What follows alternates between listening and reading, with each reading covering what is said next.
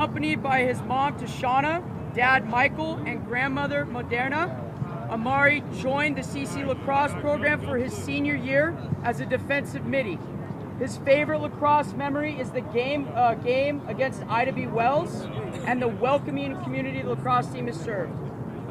Amari has been an active member of the football team, volleyball team, and honor roll during his time at Central Catholic. Amari will be attending Lewis and Clark to play football next year. His words of wisdom for the next generation of CC Lacrosse is hit the wall. Thank you, Amari!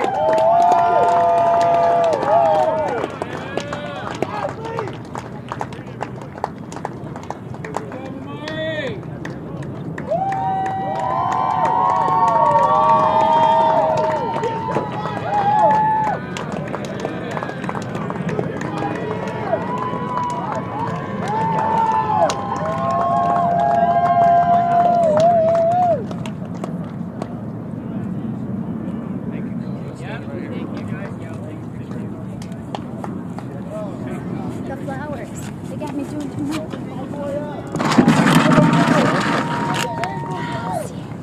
Maybe you don't want to hand me some? Thank you, guys.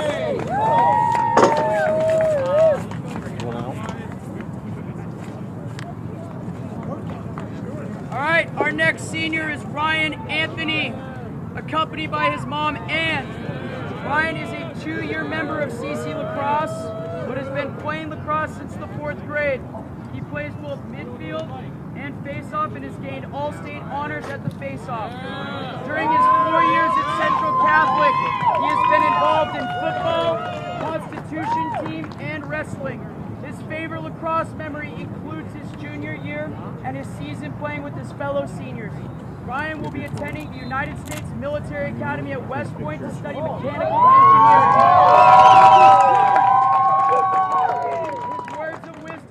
CC Lacrosse players is to use lacrosse as an outlet to have fun and improve yourself as a person on and off the field. Awesome. Thank you, Ryan.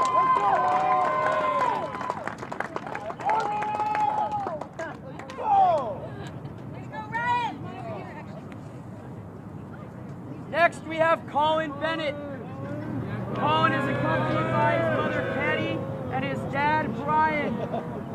Colin is a 4-year member of CC Lacrosse program and has been playing lacrosse for 9 years. When he isn't on the lacrosse field playing attack for us, he is an excellent academics as a member of the National Honor Society. Colin's favorite lacrosse memory is finishing 5th in state as a sophomore and the overtime win against Lincoln.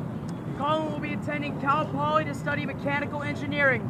His words of wisdom to the CC Lacrosse players are watching college lacrosse and hitting the wall. Thank you, Colin.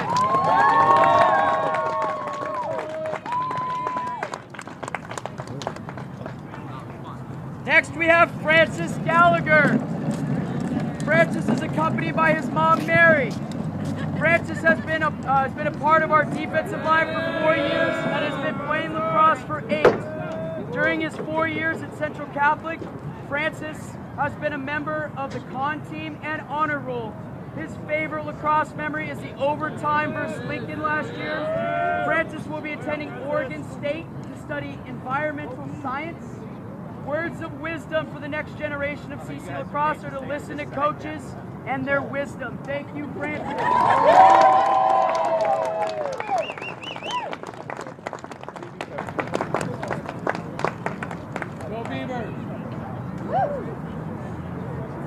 Up next, we have Tor Jackson. Accompanied by mom, Carolina, and dad, Eric. Tor has been a face-off midfielder for us for 3 years and has been playing lacrosse for 6. He made first team all-conference as a sophomore and will continue his lacrosse career at U of O. Go Ducks, baby! Tor's favorite lacrosse memory is practicing with the boys. Words of wisdom for the next CC Lacrosse generation is listen to Coach Finnegan. Thank you, Tor.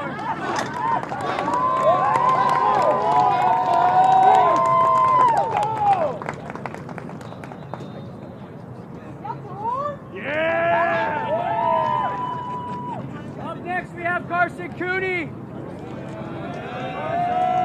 Accompanied by mother Julie. Carson is a defenseman for us Carson gained all conference as a second team last year. Carson has been on honor roll at CC. His favorite lacrosse memory is getting fifth in state as a sophomore in sophomore season. His words of wisdom are to trust the process. He will be attending Baylor next year at the School of Business. Thank you, Carson.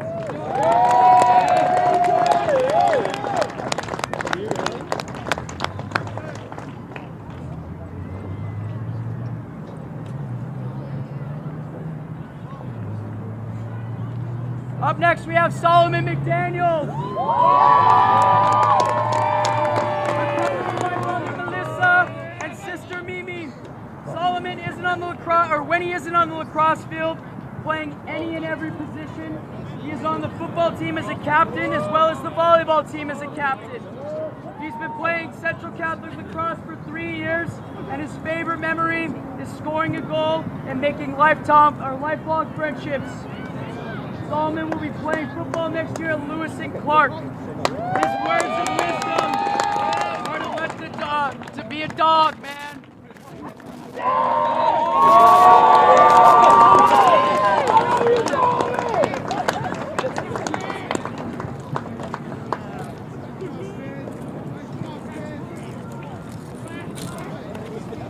Finally, we have John Nisbet.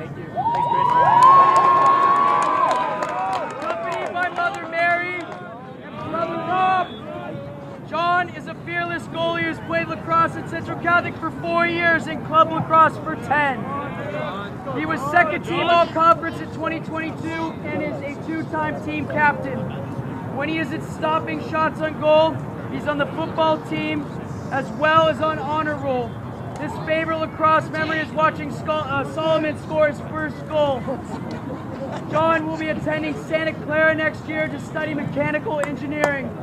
His words of wisdom for the next year, or for the future CC lacrosse, is to pay attention in meetings. Thank you to all of my 8 senior athletes. Go Rams!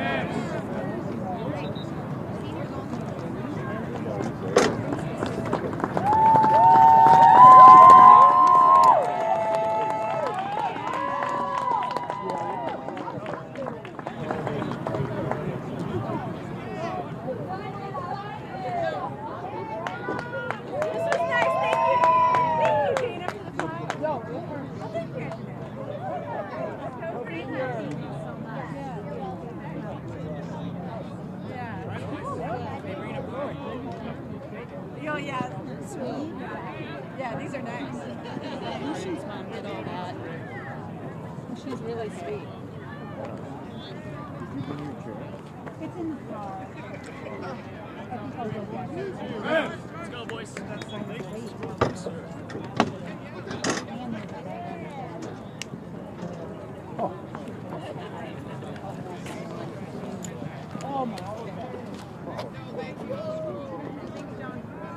Oh, that's fun.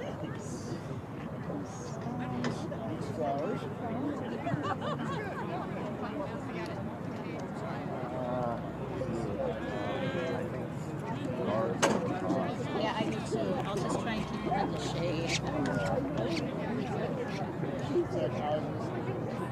I'm so not used to not wearing your hair. I know. It's like actually a little warmer. My layers right here. Yeah, because I don't need my jacket. get both chairs.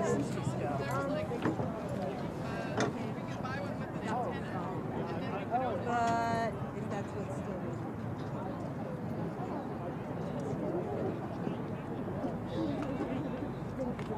Yeah, no, it's.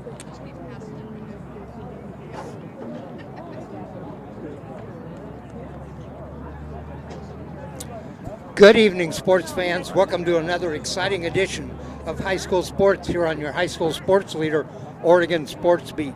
Tonight, from Strasser Field at East Delta Park, it is boys lacrosse featuring the Central Catholic Rams. The Rams' opponent tonight, it is the Lincoln Cardinal.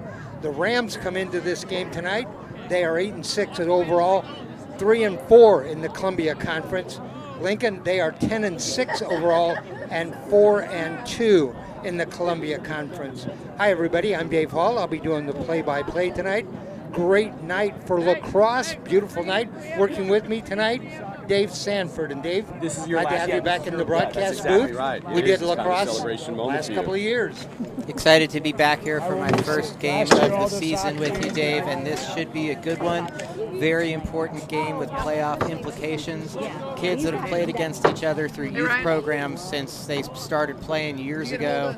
We just had a great senior night presentation for the Central Catholic senior class, which is a big one, and I'm sure that this is going to be a big emotional game for them. They're going to come out gunning.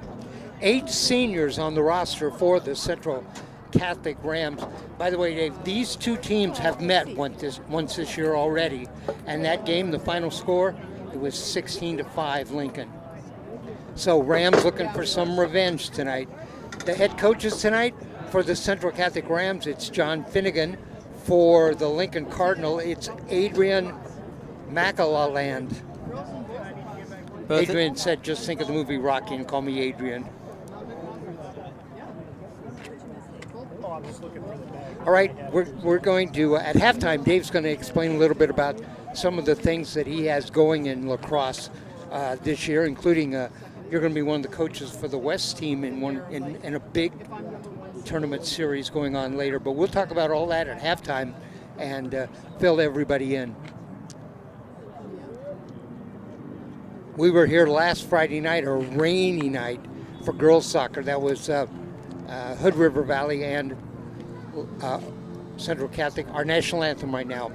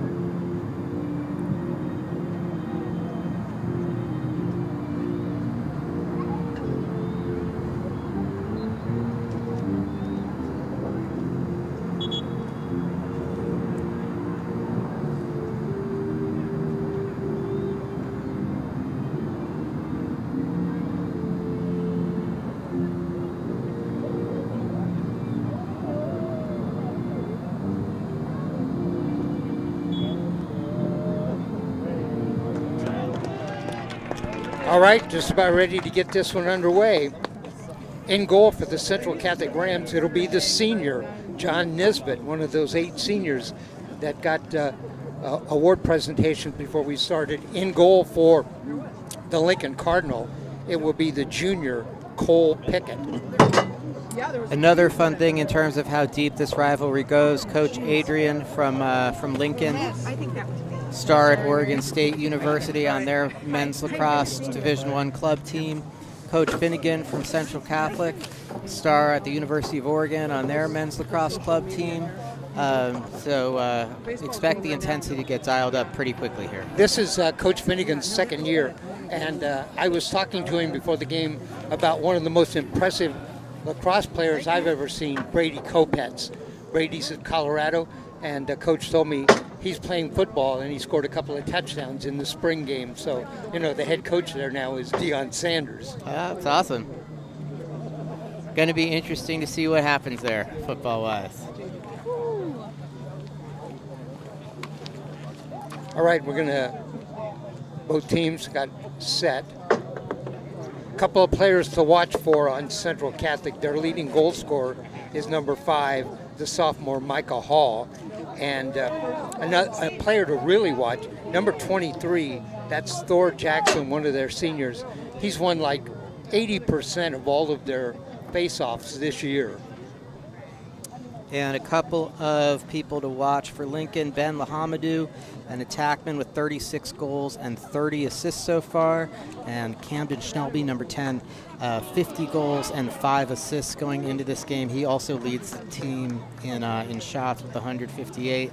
Another interesting stat for Lahamadou: leads Lincoln in ground balls with 104 ground balls on the season, which is a great stat for an attackman. He's hustling. And I've done football for Lincoln for about the last 5 years, and both of those two kids are football players.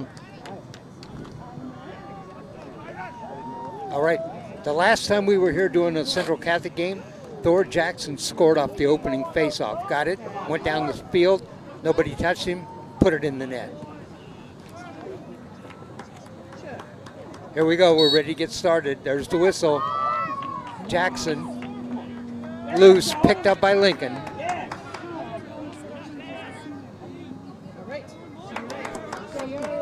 Cardinal, they had number 7, that's Benjamin Lahamadou.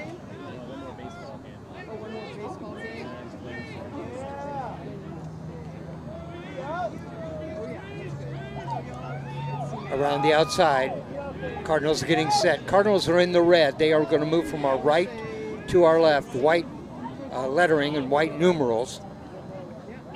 Central Catholic, white uniforms. They're in their Cardinal trim, Cardinal numbers. This is working. What's this? Oh. I wasn't going to unplug it. I was just going to, like, not have it hanging out there. You see it hanging? Cardinal with the ball. Except the athletic director. And Rams take it away. Quickly forward for the Rams. I don't know. I'll just let it hang out. Number 18, that's who took the ball away and came down. That's Carson Cooney. See ya.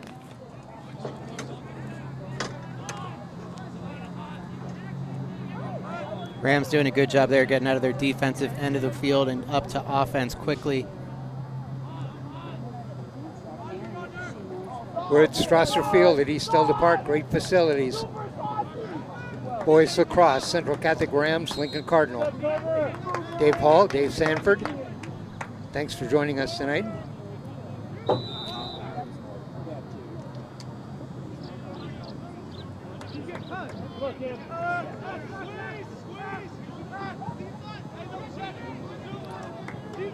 Cardinal over midfield.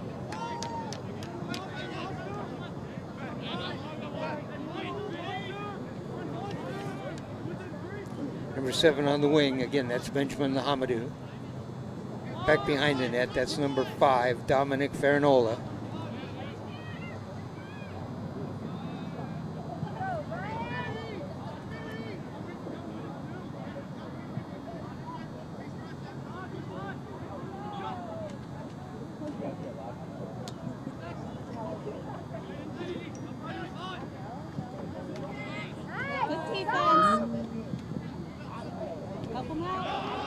Inside a shot, wide right.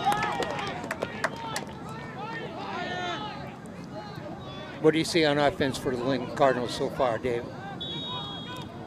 Could have a little more motion. They're initiating well, but you're not seeing a ton of action happening away from the ball. A little more that time on that dodge. You see a couple guys cutting through. Lahamadou is going to draw those doubles all the time. He's going to create opportunities. Other guys need to be in good spots to capitalize, kind of like that. It's a good looking shot right there, just a little wide by Camden Schnelby. Camden Schnelby wound up that time, let it fly. It was just a little wide, just a little high. In front, the cutter, down in front, and a goal. Number 3, Thomas Kenyon. Off-ball guys get moving and stuff starts happening right there, as you can see. That goal coming at the 8:57 mark.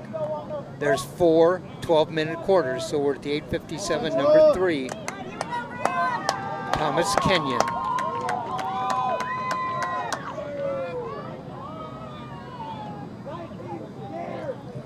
Just after you said you'd like to see a little more action in the middle, that's we got exactly where they went.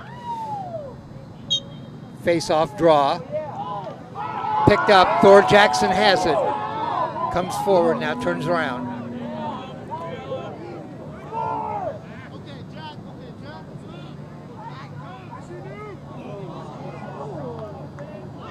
Picked off.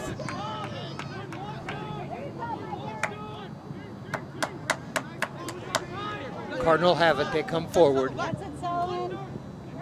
Benjamin Lahamadou shoots high and wide right.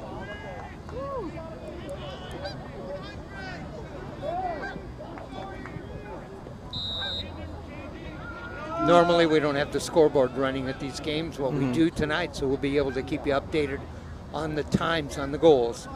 That first goal was 8:57 by Thomas Kenyon. Lincoln leads 1-0. Spin move in front, a shot blocked. John Nesbitt blocked that.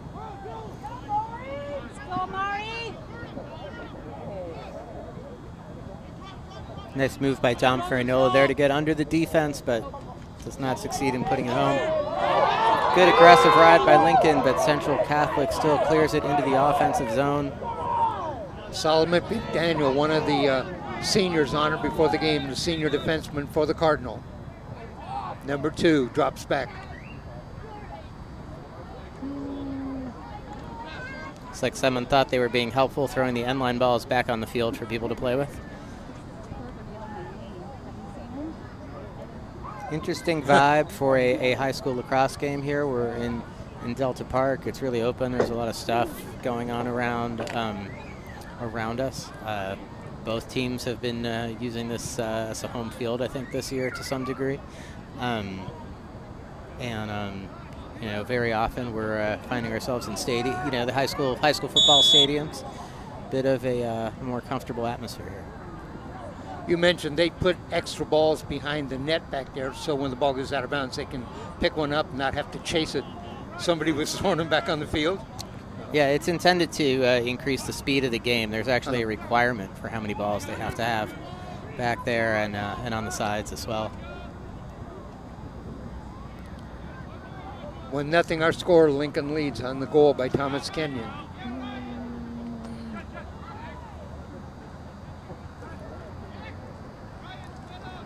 Cardinal with the ball.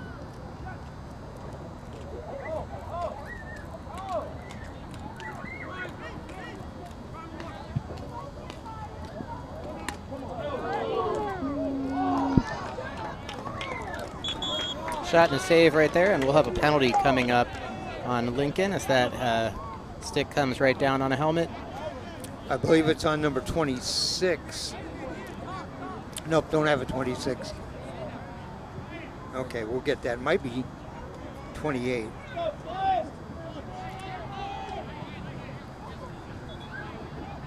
Rams are going to make a sub. Special teams coming in for both teams for the extra man opportunity for Central Catholic, the man down opportunity for Lincoln.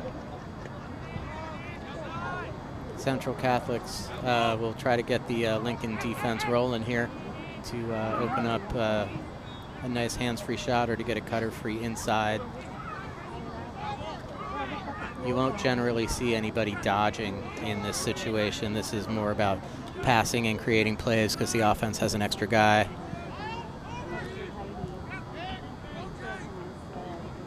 Still around the outside, the Rams.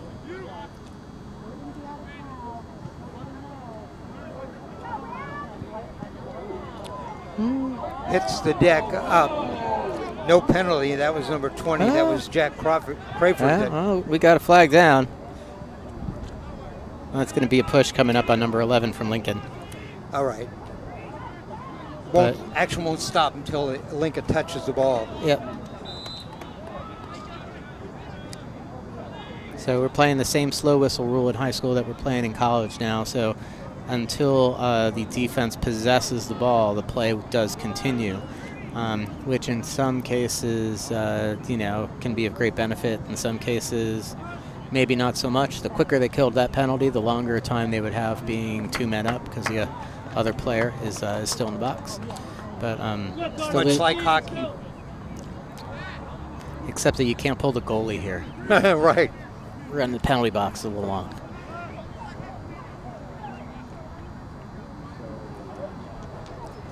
.5:47 left to go in the first quarter. No score. I'm sorry. Lincoln up 1-0.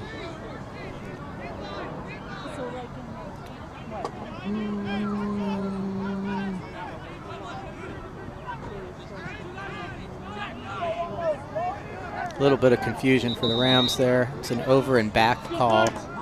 Same as in basketball. Quick restart.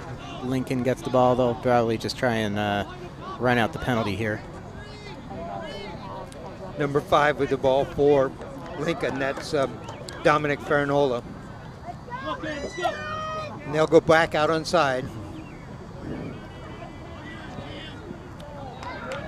You're right, Dave. They're going to run a little off the clock. I think the player just came back on the field, didn't he? Yeah, looks like we're at even strength now.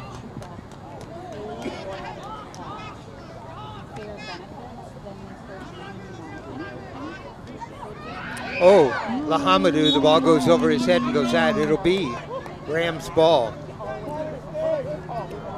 Solomon McDaniel's going to throw it in with the long stick.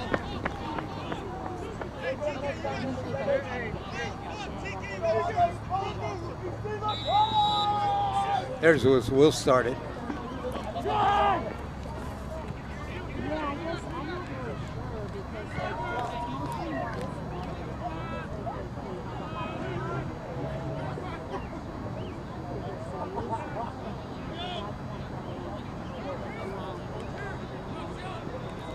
Rams a shot and a goal. Rams tie it up. Cooper Dolzai Sweeney, unassisted, gets to the middle of the field, buries it right there for the Rams. Cooper DeLiesel Sweeney. The tying goal, that coming at 4:30. 1-1 our score. Offense did a great job of creating a lane for him to dodge through. Defense did not support the on-ball defender. And great look, just blown it right by the Lincoln goalie. Face-off time. See if Jackson can control it. He's 1 of 2 on face-offs.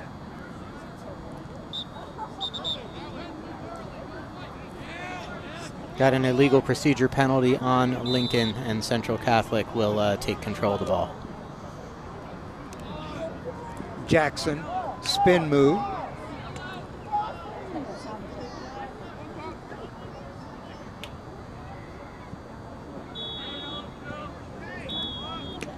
Out on top, number 12, the goal scorer, Cooper DeLiesel Sweeney.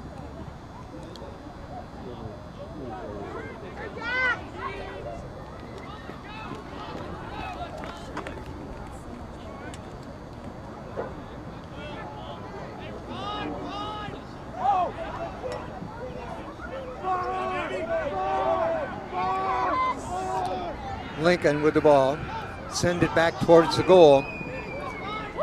Number 2, Alexander Lahamadou sends it forward. Rams pick it off.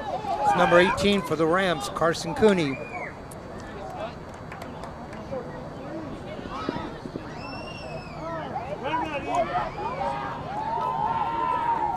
Let him have it, boys!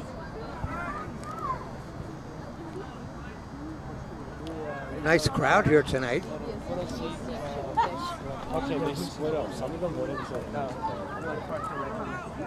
Number 5 there, that's Micah Hall, the goal scorer. Out on top to 12, Cooper DeLiesel Sweeney. Hard shot, saved by the goalie. Nice job, Cole Pickett.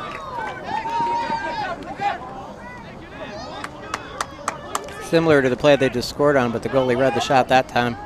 Just kind of dodging out of a 1-4-1. Lincoln's second failed clear in a row. Ball comes back to Central Catholic as they settle it into the offensive zone. No penalty there on that collision. Referee said play on.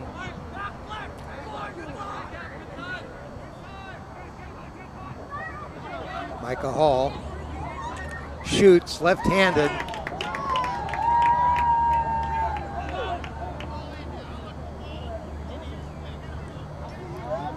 Quickly down the right side. Cardinal taken away. It's another failed clear. It's an important thing for Lincoln to pick up if they want to be in this game going down the stretch when you're playing against a dominant faceoff man. Like Thor Jackson, the little things like clears and ground balls become extra important in terms of the number of possessions you get in a game. Lincoln digs this ground ball out here in the middle of the field. Quickly forward. Number 11 for Lincoln. Zachary Davenport. By the way, he's a freshman. He's a big freshman.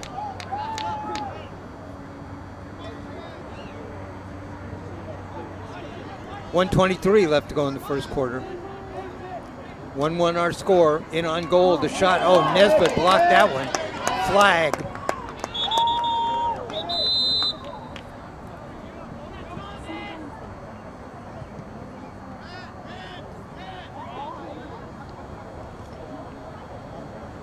All right, referee giving the signal here. Actually, they're talking.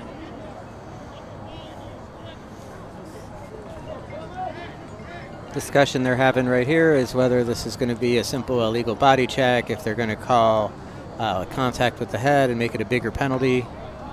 We do not have a great vantage point as to what they're looking at, what they're going to tell the table here, but we'll do our best to get this right for you.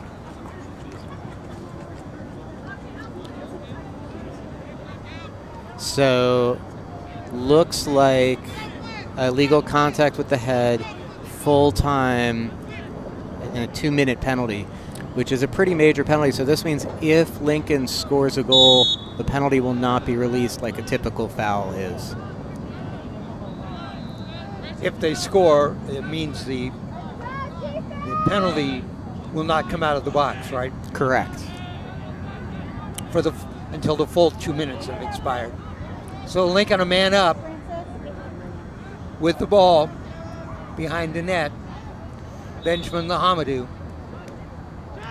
sends it way out on top.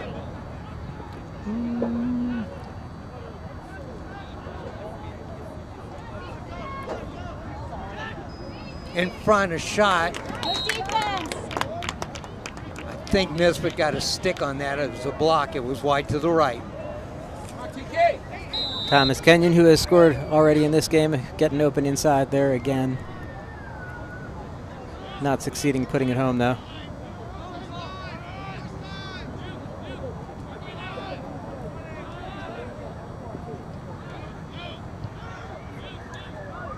Around the outside.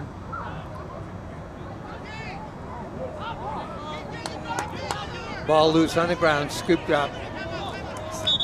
Dominic Farinola got it. Lincoln coach calls a timeout with 4.4 seconds. When there's a man in the box at the end of the quarter, if a team has possession of the ball, there is no face-off. They retain possession. Basically what's happening here is Coach Adrian is going to just make sure that his best ball handler is starting with the ball and not letting it get out of his stick. You'll see Central Catholic probably counter, doubling the ball, trying to get the ball on the ground to force that face-off.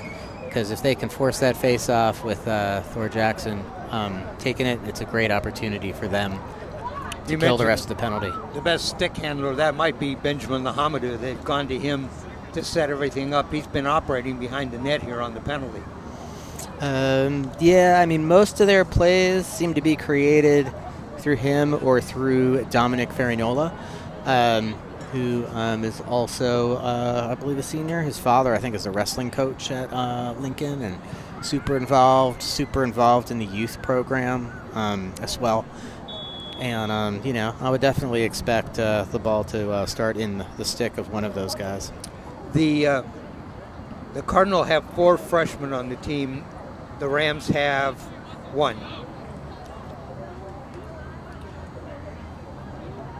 took that timeout with 4.4 seconds left to go in the quarter. 1-1 our score.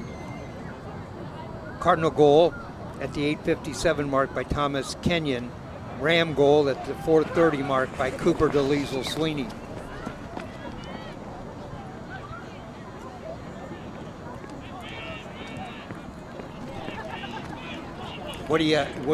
What's the reason for taking a timeout with 4 seconds? You just want to make sure your guy hangs on to the ball. Oh, okay. That's the kind of thing where if the ball's on the other side of the field, coach is probably just yelling at him to hold it. Player may not recognize the time, and they just want to protect the ball there. You're going to have another minute, of man up time coming up here.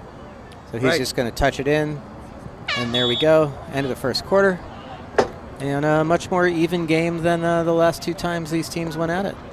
Our score at the end of one, it is Lincoln 1, Central Catholic 1. If I had to think of something that was going on, it seemed like both these teams were feeling each other out. A little tentative on both sides. Some turnovers that maybe you wouldn't expect to see, which is also kind of a sign of some jitters, in a big conference game. So, expect both teams to settle down. We kind of saw the ball zinging a little better for Lincoln on this last possession, and I'm sure we'll be seeing that and the other end as well. Anything stand out strategically about either team? Offensively, Central Catholic seems like they're very midi-driven. Really want to attack out of 1-4-1 set, dodging from up top. Lincoln a little more heavy on the ball movement, getting the ball through the attack, trying to get the ball inside. So some different kind of philosophies in terms of what they're doing with the ball. Central Catholic ride, a big factor in that first quarter, again, with at least causing at least 3 failed clears in a row there, which, again, is, that's like just the metrics of sports. You win more faceoffs, you get more ground balls, you don't let the other team clear the ball. More possession, more equals more chances to score, puts you in a better position to win the game. Other thing that is kind of noticeable on both sides, too, is, it's kind of a thing at the Oregon high school lacrosse level is you can really tell the kids that are focused on their fundamentals and the kids that are not focused on their fundamentals. And when you will see a pass not go really to its intended target, a lot of times it's a lack of commitment to fundamentals, and that's what's causing that. 1-1 our score here at Strasser Field at East Elder Park. Dave Hall and Dave Sanford for Oregon Sports Beat.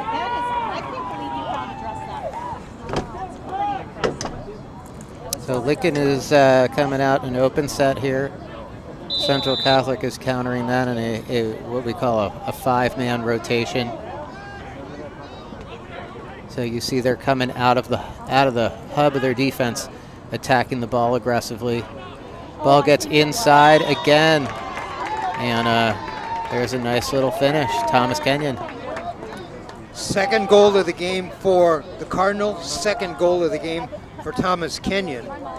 That coming at 11:45, so 15 seconds into the second quarter. And a great feed from Ben Lahamadou there. And it'll be a man-up face-off because they've still got about 45 seconds on their penalty. Looks like a good chess move by Coach Adrian to use one of his timeouts at the end of the first quarter there. Again, remember, they had a man advantage carrying over from the end of the first quarter, so that is a power play goal for Lincoln. They're up 2-0 on 2 goals by Thomas Kenyon. Thor Jackson wins the face-off, dropped it. Picked up by Lincoln. Number 2, Alexander Lahamadou.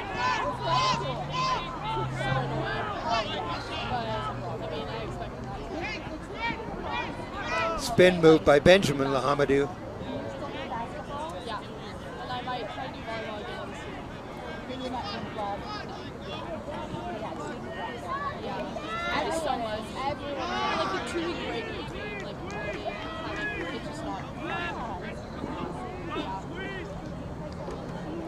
Number 12 for Lincoln, that's Clyde O'Keefe.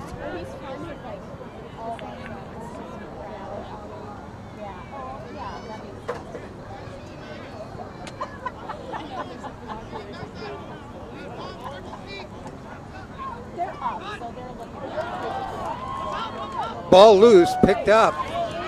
Rams have it quickly forward. Gonna do a long, hard shot, wide right. Wound up and shot that. That was number 10, Lucian McHale.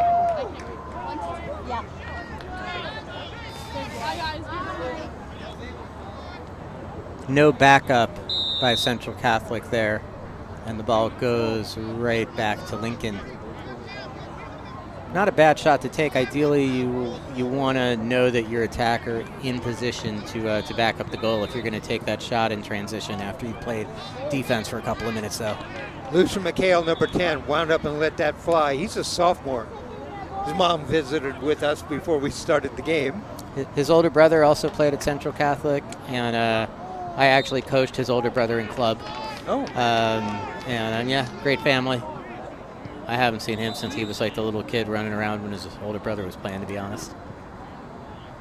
There's a handful of those families on both teams where you've got the younger sibling is playing. You know, sometimes years later you see somebody and they've become a really good athlete. I remember I was on a all sports talk radio show in the 90s. My broadcast partner brought his 3-year-old son to the broadcast, and he sat on my knee and stuff. You know who that was? Clay Thompson. Wow. Michael Thompson's son.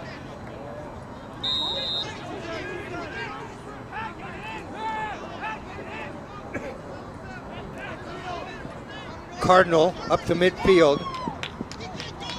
Forward for the Cardinal, 28. That's Carver Dixon.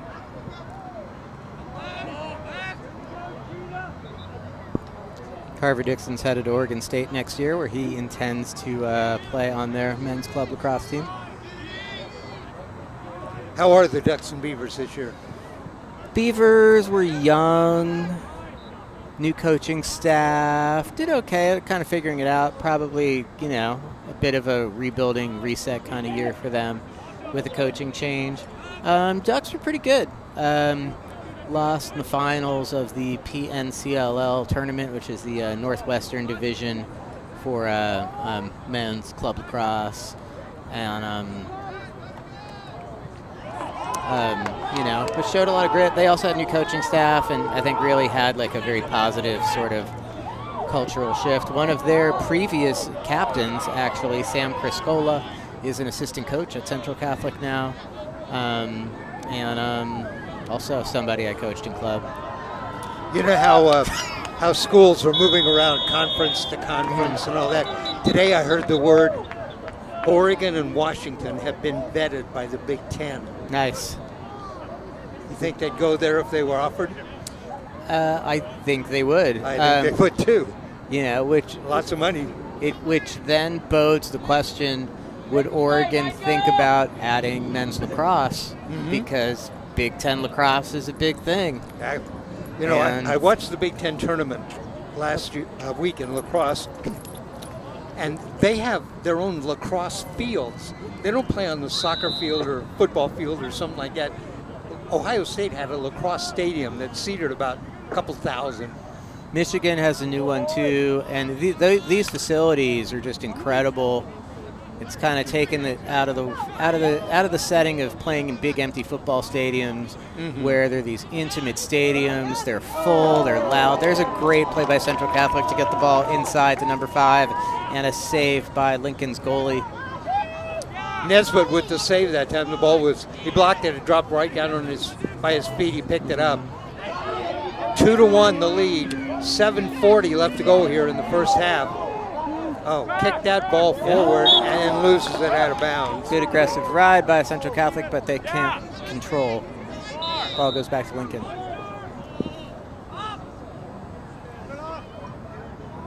Way, way downfield that time.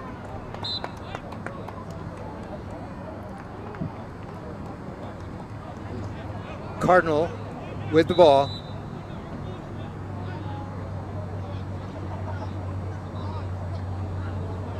I'm sorry, Rams with the ball.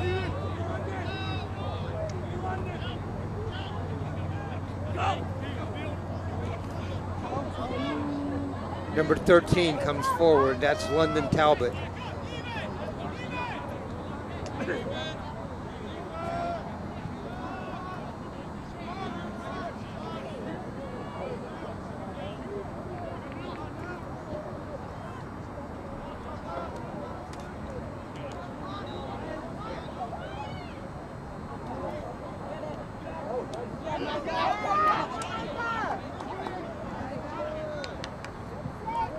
By the way, when I credited that last save to Nesbitt, it was actually Cole Pickett who made the save. Rams with the ball around the outside. Michael Hall out on top to Ryan Anthony. Yep, they're going real flat and they're 1-4-1 here again. Dropped the ball, picked up by the Cardinal. Good ground ball from Lincoln. It's coming back their way. Speed up the middle, gets it to the outside on the right. That speed for the Rams, that was number 8. That was Ian Kenyon. They are twin brothers, I believe. And they were 8 and 3. Another set of brothers on the Lincoln team, the Lahamadus. Exactly. Alex is a senior and Benjamin is a sophomore. Alex will be playing D3 lacrosse at Oberlin next year. In Ohio. Outstanding D3 institution. Was on their campus once. There's a hard shot.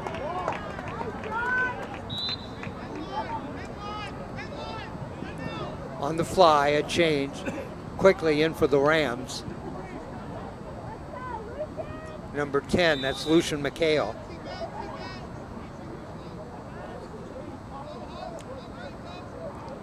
Cardinal with the ball and the lead, 2-1. 5:15 left. There's a goal.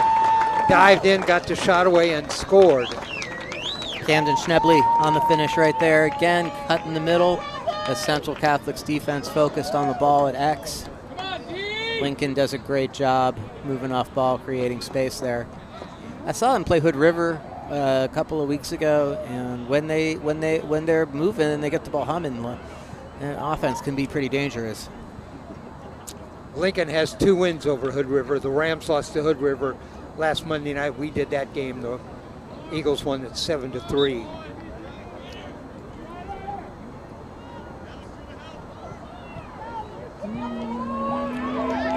Jackson out-muscled, got that face-off. Boy, he's strong. Yeah, when you're playing against a face-off guy like him, it is really about figuring out your strategy for countering. There's a handful of teams in Oregon that have these face-off guys that are just so dominant that it's a real game changer. Gives you all that many more possessions. And there's a private coaches forum on Facebook that that I'm in. I guess maybe dating myself with some of the other archaic coaches because by admitting that it's on Facebook. And you know, like there was somebody had posted you know, the question of what do you do when the other team has a D1 committed face-off guy and you don't? And there were literally about 100 different responses, and some of them really interesting. You know, but it's definitely about having a strategy to counter and acknowledging that, you know, you're not going to be faster than that guy to the ball. Cards with the ball out on top. Spin move in there that time by the Cards. Number 29, Gabriel Hayden. Good ground ball, good stick protection, nice clear down the side. 3-1, Cards lead. A shot. Oh. Lincoln attacks in transition. Nesbitt comes up with a big save and gets some help from the post there. A little bit of a scramble afterwards. Nesbitt had his stick up. Got it. It deflected off the post, back out to the Cards. Dave, the last time these two teams met, the Cards won 16-5. Much different game tonight.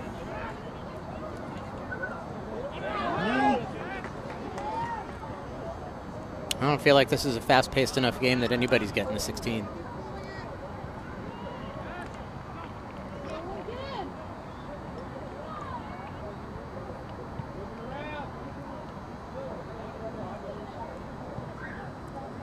Shot, or a pass back behind the net. Oh, pulled down. Yeah. No penalty. Great double team from Central Catholic defense. Whoa. Little bit of hiccup on the clear, though. Shade Goodall almost intercepted that pass to the goalie.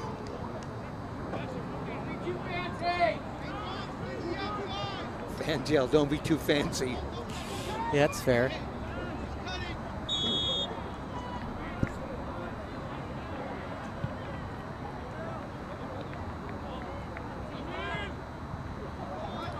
.218 left to go in the half. 3-1 our score. Cardinal lead. 2 goals here for the Cardinal here in the second quarter. Timeout? Looks like a timeout for Lincoln, yes. Timeout, 2:10 left Lincoln. in the first half. Really got a compliment to the sportsmanship in the crowd from like both of these fan bases is great. Been to a bunch of games this spring. It hasn't always been that way. But there are, a lot of students here down on the far end, a lot of families here, and, great vibe, nothing but very sort of positive cheering. I'm sure some of which you're picking up on that crowd mic. And, it's a great night for lacrosse. It's been kind of a cold, rainy spring, and, this really is feels like the beginning of the warm weather game as we get into the playoff stretch, which is coming up. Playoffs are starting next week. Oh. How many teams will make the playoffs? The Oregon State high school playoffs have 2 tiers. The championship tournament, which is 24 teams, and then the Cascade Cup, which has 16 teams in it. The top 2 teams in each conference get automatic bids to the state tournament, and then which that fills 16 of the spots, and then the other 8 spots are filled via lax numbers ratings, which is a power rating system that is used for high school lacrosse in a lot of places. Measures RPI and goal differential, that kind of stuff. Is naturally an imperfect system. Right now, Lincoln is second in the Columbia Conference. Central Catholic is third, with Lincoln is 2 games ahead of Central Catholic. So Central Catholic, really, it's a big game for them. They will be on the bubble to get into the tournament if they are not successful today. And then with another tough game coming up against Grant to close out their regular season. One of the losses that Lincoln has is to Grant.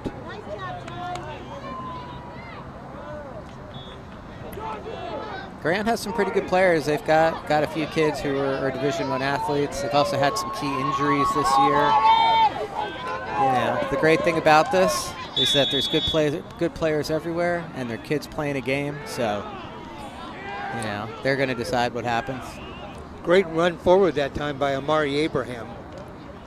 Amari, one of the seniors, by the way, his dad did the color for our basketball games this year, Michael Abraham. Awesome. 1:37 left to go in the half. 3-1 our score. Lincoln leads. Each team with a goal in the first quarter. Lincoln by Thomas Kenyon. Central Catholic by Cooper, DeLiesel, Sweeney. The 2 goals in the second quarter for Lincoln. Thomas Kenyon, his second, and Camden Snevely. So in those lax number rankings we were just talking about, Lincoln is currently ranked 10th. Central Catholic is currently 16th. So as things stand now, good chance that both of these teams, will be getting in. Top of the table: Jesuit, Westland, Lake Ridge, Grant, Sunset, and Lake Oswego. The usual suspects. The usual suspects. Those teams are all pretty good this year. All with some pretty good senior classes, and it's going to be interesting. Should be a very interesting playoff run for these teams this year. Where will those tournament games be played? I think the finals and the semifinals are at Canby High School, and all the other games are higher seed, so it's not really set until 2 days beforehand. 1:37 left to go in the half. 3-1. Lincoln leads. Rams with the ball. Like to get a goal here and cut this to 1.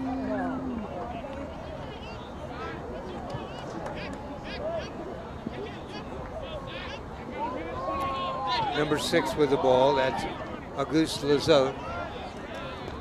Let him have it, boys! Hard shot high.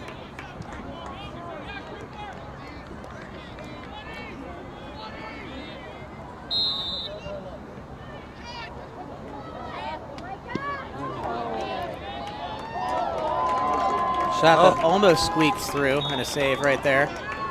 Nice job by Cole Pickett, I'm sorry. He has gone down to his knees. Think that shot hit him in an uncomfortable place. He is. He's down on his knees. Referees have not noticed.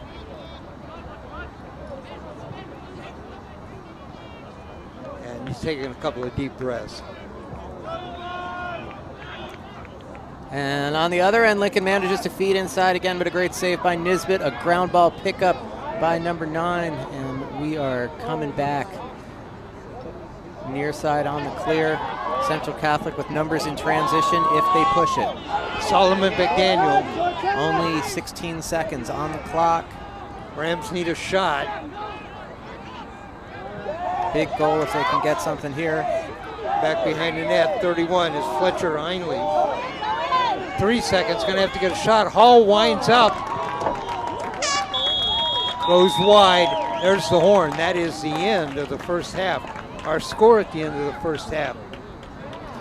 It is Lincoln 3, Central Catholic 1. Again, the scoring in the first quarter. Lincoln broke on top, a goal at 8:57 by Thomas Kenyon. Rams come back at the 4:30 mark, a goal by Cooper DeLiesel Sweeney. Then 2 goals in the second quarter for the Cardinal at the 11:45 mark. That was 15 seconds in. They were still on a power play.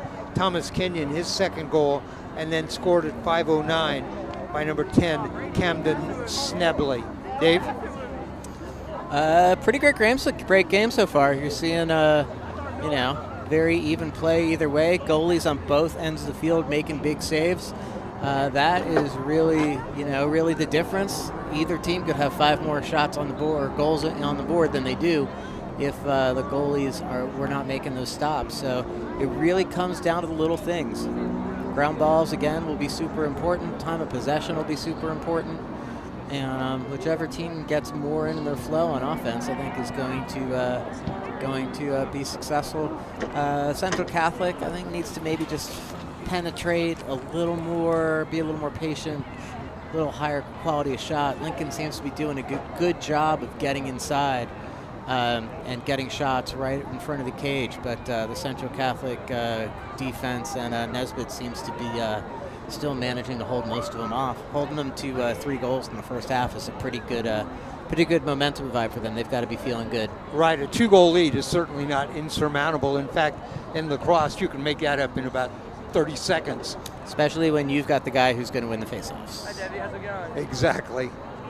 All right, Dave, I mentioned earlier you're involved in a number of things going on, and maybe for people that aren't familiar, a little bit about your background and what you have going on right now. Oh, sure. Happy to. Well, I've coached in Oregon at every level, from like little kids to the Division I college club circuit over the past 15, 16 years, something like that. And my son is currently a senior at Sunset High School. I've been enjoying watching him play a lot this year. He's been doing pretty well. And I have also been coaching. I wanted to coach a youth team of like just very new players, really kind of do the thing of getting back and trying to grow the game, and have been coaching a team for Ivy Wells. And that has been really fun, and the kind of progression for them from, literally not knowing how to buckle their chin straps to seeing the guys on the backside in transition and being able to make those passes has been really exciting. But I'm involved in a lot of the club lacrosse stuff on a little bit of a higher level as well. I'm one of the coaches for the rising sophomores for the New Balance All-America Games, which is one of the biggest recruiting showcase tournaments on the summer club circuit in Where's that tournament at? In Baltimore, Maryland. And the graduated senior game is aired live on ESPN2. On the team that I'm coaching, there are actually 3 players from Oregon. Owen Vance, who is a defender at Jesuit, and Marcus Hom, a defender from Sunset, and Elliot Heyer, who's an attackman and a midfielder from Sunset. So it's great to have some Northwest representation. We did not have any Northwest representation. Well, we did have some Washington representation, but not Oregon last year. One of the kids from Washington was on the team last year, is on the All-America watch list this year, so that's pretty. Who is that? Pretty exciting. Anthony DeGrassi is his name.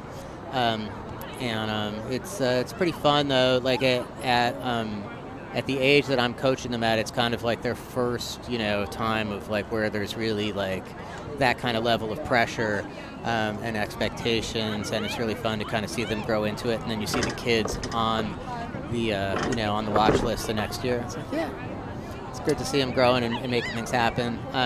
And then I also work for in Oregon for a company called True Lacrosse, which is a big national training development company that is, I believe, ranked 3rd in the country, and has club programs in over 20 states.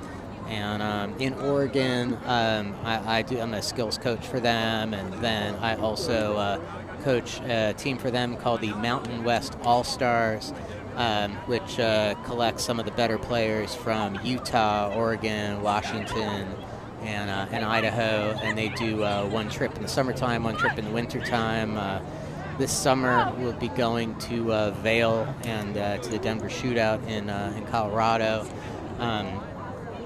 And that team's pretty good. They're finished the last fall season ranked 28th in the country and 3rd in the West, and coming from Baltimore and kind of having that East Coast lacrosse mind, it's fun to kind of get to coach at that level in addition to helping to grow the game here in Oregon. You mentioned to me you're from the Baltimore area, and that's a hotbed for lacrosse. I think back to the great teams from Johns Hopkins and some of those teams, Maryland, great teams, great college teams and everything.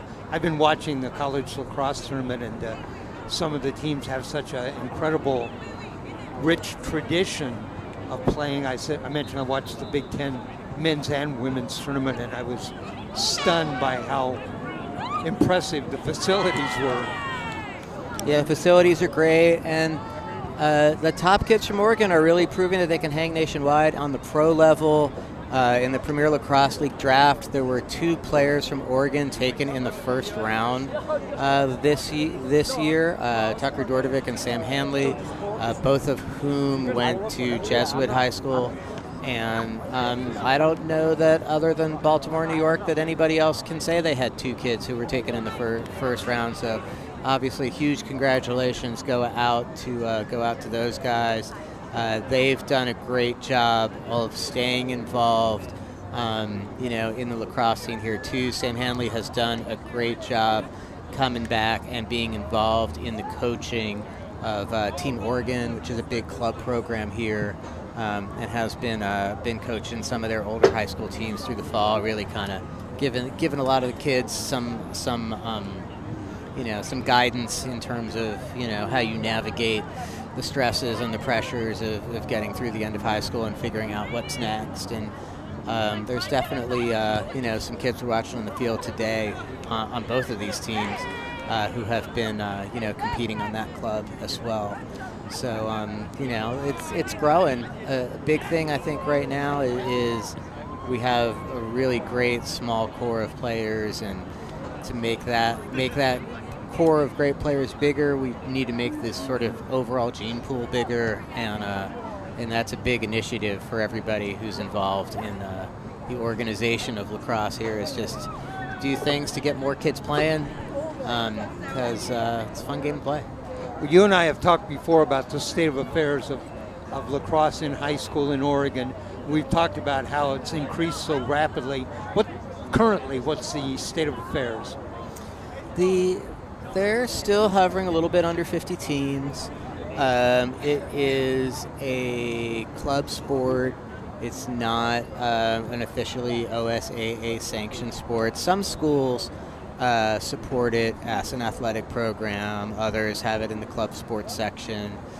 And, you know, and you see that sometimes where teams are still practicing late at night, and, you know, and maybe they're playing at Delta Park instead of playing at their schools.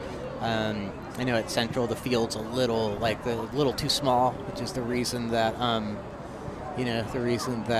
they're here. And football obviously is playing in places with a lot more seats because there's a lot of support for the football program. But you know, it's definitely, I think, getting there, and I think that it's been, you know, after the kind of shaky, anxiety-filled COVID years, a real positive year for the sport at the high school level and at the youth level in Oregon. All right, we're just about ready to start the second half. We're about 45 seconds away from the start of the second half. Again, our score here at halftime, it is Lincoln 3, Central Catholic 1, each team with a goal in the first quarter.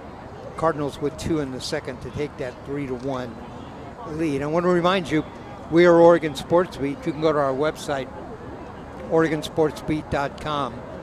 We'll have our schedules up, and you can check and see what we're covering, what sport, what location, and what time. I want to let you know that over May, June, and the first part of July, we're going to cover the new soccer league is the USL. They're going to have a men's and a women's team, and we're going to cover 6 of those games for each, the men and the women. Awesome. So we're going to have 12 soccer games for you over the stretch of about 7 weeks. You can look forward to that.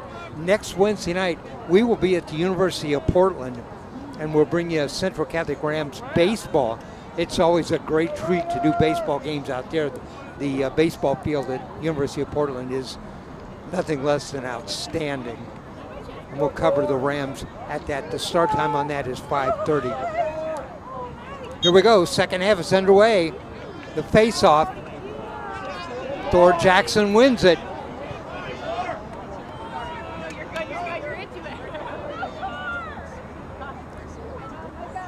I'm Dave Hall along with Dave Sanford. Thanks for joining us again.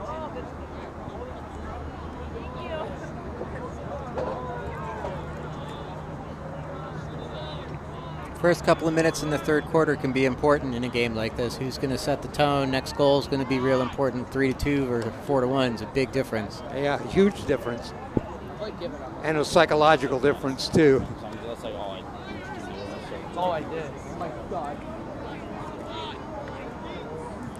Jackson over on the sideline. Rams inside. Ball loose, scooped up. Ryan Anthony.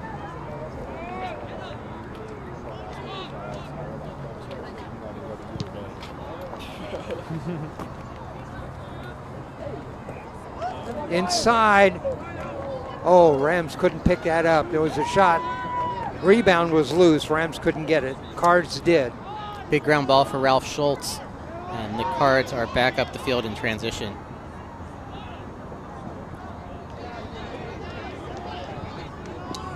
Cardinal moving from our right to our left. Rams will move from our left to our right.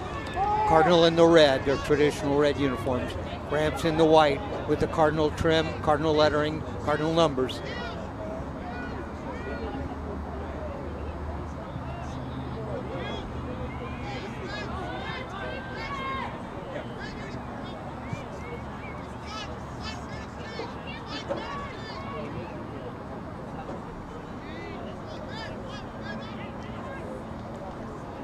Third quarter is just underway. 9:55 left to go in the quarter.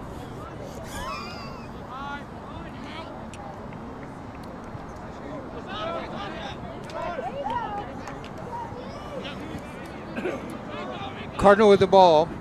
Out on top, number 3. That's Thomas Kenyon. He's got 2 goals in the game. Now back behind the net.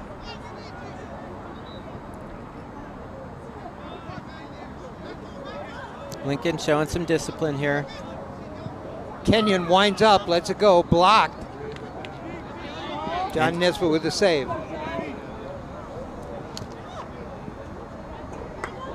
And of course, just as I say that, a long distance shot from Lincoln gets eaten up in the crowd, but ground ball comes back to them and they'll get another shot at it. It seems to me that both teams are very measured in their approach. There's a shot, a save by Nesbitt. I would say speed hasn't been so much a factor in this game like sometimes it is. Definitely not. This has been much more of like a half-field game on both sides. But they're at St. Mary's? And that's where the game's a little more controlled. Coaches are running more plays. When you get into the up and down transitions, where it's kind of the funnest time if you're playing the game, because that's where you have to make a decision, right? Based on what you see. We've got a penalty here. I'm not sure what the call was, but a penalty on the Rams, and Lincoln will go on the man advantage. Lincoln around the outside. They have the lead at 3-1. Here comes that cutter again. This time they kick it to the wing. There's a shot. It was a good shot and a great save by Nesbitt. Shot. It was headed towards the upper right corner. Nesbitt deflected it.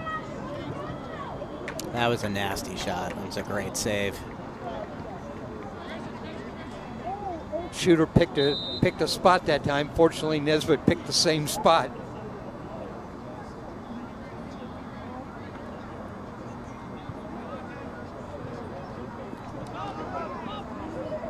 Inside.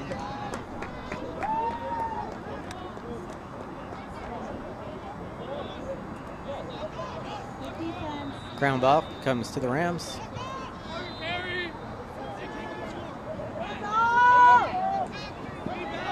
This is Solomon McDaniel.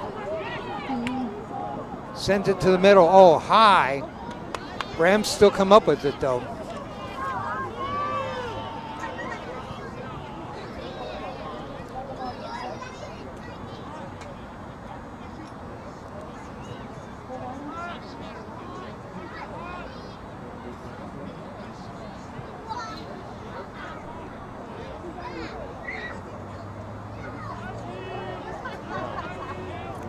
Question has come into play a couple times this spring at games I've been at as to whether high school lacrosse is ready for a shot clock or not. What do you think? Yeah, it could be. I mean, the challenge of physically installing the clocks is obviously an issue, but as we have a takeaway from Lincoln and a transition opportunity, they're going to slow it and settle though. What I hear a lot too is it's going to cost money to get those clocks. Yeah, well, and then install them. They're doing it in basketball, right? Right. Next year we'll have a shot clock in Oregon. There was some reluctance about that in the beginning based on the cost, but they've resolved all of that. I did watch those college lacrosse games over the weekend. I liked the shot clock. It's such a different game than before the clock at college. You would have possessions regularly that would be like 4 minutes without anybody taking a shot because they're just working to get the best shot that they can get. And, it's become a much more exciting game, and 16 to 12 kind of scores instead of 4 to 3 scores. Definitely more entertaining to watch. Right. We'll have another penalty on the Rams coming up here. Now those shot clocks are what? Are they a minute on the clock? Is that what you get? It is 80 seconds. Tripping is the penalty. 80 seconds from when the goalie gets the ball. They have 20 seconds to get it over the midfield line, and then an additional 60. And then if if there's a shot and they get a reset, the reset is an additional 60. There were some instances it seemed to me like they were adding 10 seconds for some reason on the shot clock. Maybe the ball had went out or something. I don't recall. All right, 6:19 left to go. 3-1. No score so far here in the third quarter. Lincoln leads by 2. First time these two teams met, there were 21 goals. There are 4 right now, midway through the third. I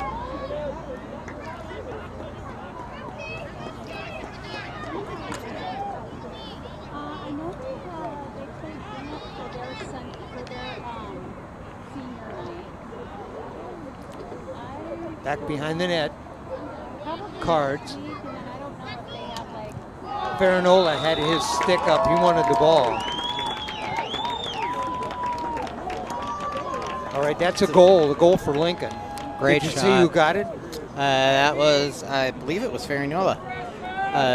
He but wanted it. He had his stick up.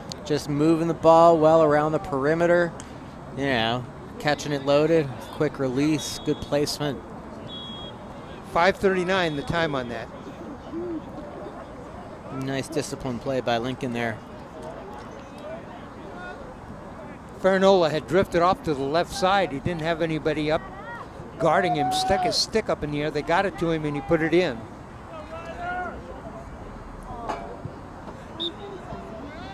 Face off. Jackson has it. Quickly in on goal. That's a shot go.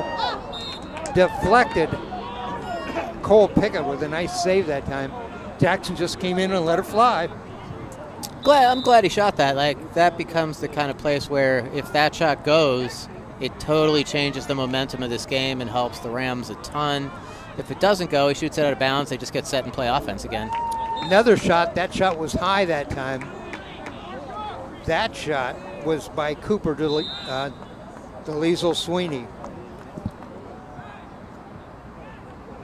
Oh, went around the outside and put that ball in under the goalie. Right back within 30 seconds. The time on that, 5:11. It's a big goal for Central Catholic. They need to string 2 together now. I just didn't see the number on the player who put it in. Did you? I think it was Jack Barrow, Okay. but I don't know. You know what? I'm looking at the wrong roster. I think it was August. I'd make that August Lizotte. Okay. And Apologies. he's had a number of goals. Apologies if I got that pronunciation wrong.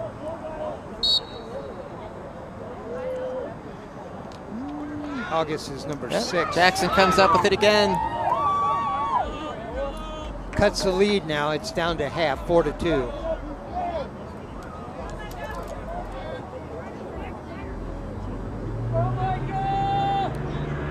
Tuck that in right under the goalie. 4-2. Rams need another goal. See if we can get a quick one here. Inside. Ball loose. It's a great shot, stinging off the inside post. Scooped around on the Competition for ground. it. It's a big ground ball right here. Solomon McDaniels got way up high in the air and just bounced that ball a couple of times. Yeah. It's a great play by McDaniel right there. Comes up with a big GB. Rams get it over. Did their coach get the timeout? They did get the timeout. 4:16 left in the third quarter. It'll be Rams ball in the offensive half of the field. 4-2, Cardinal lead. All of a sudden, over the last minute, Rams playing a little more aggressive. No, they need 4. I'm sure that the officials had the right angle to make that call correctly, but from here, that shot looked like that hit the inside of the post, and might have broken the plane there.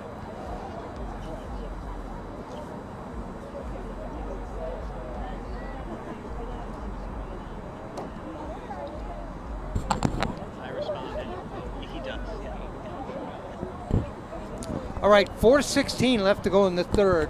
4-2 our score. Cardinal lead.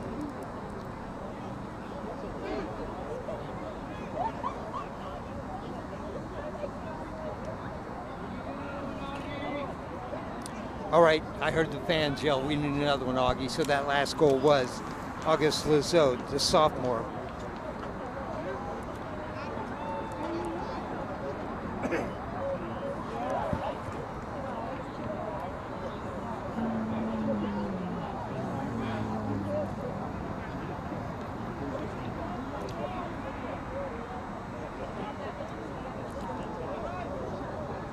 Head coach is John Finnegan of Central Catholic, head coach for Lincoln. And I mentioned that was Adrian McAlalan. I want to thank, the Central Catholic assistant coach, Brandon Blonder. Before the game, he talked to me and shared a bunch of information. I thank him for that. Central Catholic is back out in their 1-4-1, initiating from behind this time. Went around that time, couldn't tuck it in. Guys drifting off the crease. This is Micah Hall, number 5. Hall's the leading goal scorer for the Rams. Ball loose, dropped on the ground. Oh, big collision. Cardinal come up with it. A little bit of a sloppy exchange on the ball. Run forward, that's number 11, Zachary Davenport.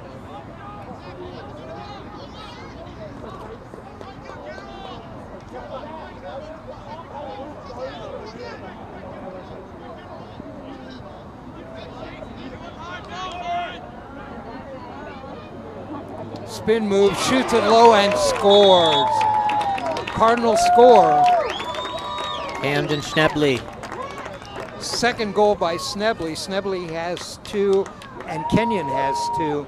5-2 our score, 3:11 the time on that. Another assisted goal from Lincoln there, and a bit of a substitution snafu for the Rams. Running 2 middies off, laid out of the box. Lincoln's slow playing a 6-on-4. No way there's going to be anybody to get out to try to stop that shot coming from the backside there. 5 goals for Lincoln, 2 by Schnebley, 2 by Kenyon, and 1 by Dominic Farinola. The face-off, and Cardinal, nope, ball still loose on the ground, scooped up. A little bit more physicality on these ground balls. Good to see. Yeah. See a little more of a sense of urgency from the Rams here in the middle of the field. Wow, strong defense that time by Patrick Denny, number 8 for the Rams.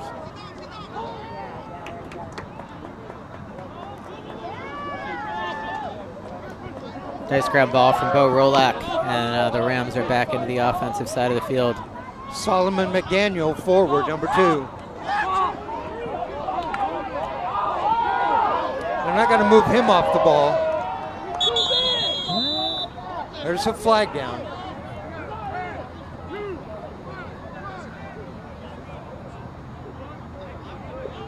Got a slashing penalty on Lincoln there.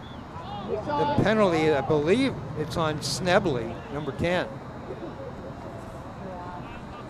It is. He'll come off.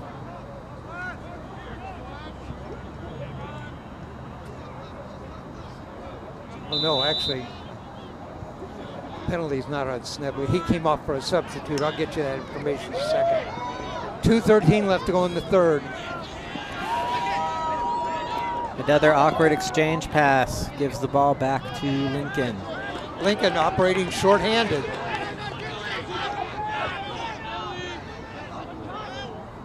Cutter went right through, they missed him. Running some time off the clock. Out to Lahamadou. In front, a hard shot. And that's a goal, right? Yep, that's Schnebley with a goal. Man down goal for Lincoln. I believe it was Schnebley, wasn't it? It was that's his third, I believe. That is a hat trick for Camden Schnebley. A real sense of urgency for Lincoln, attacking man down there. 2 goals for Schnebley, a minute and a half apart. And that makes the lead 6-2. 3 goals this quarter for the Cardinal. 1 in the first, 2 in the second, 3 in the third.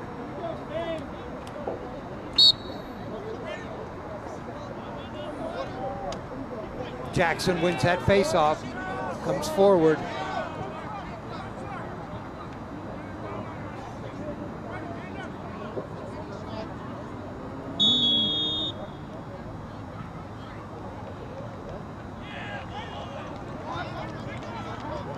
We've got some kind of an illegal procedure or a conduct call on the Rams. On the Rams. Ball's going back to Lincoln.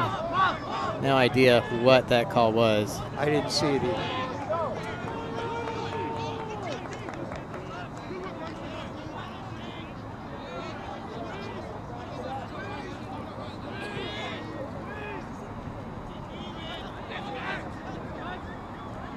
Snebley out on top. He's got the hat trick. Thomas Kenyon has 2. We're under a minute now.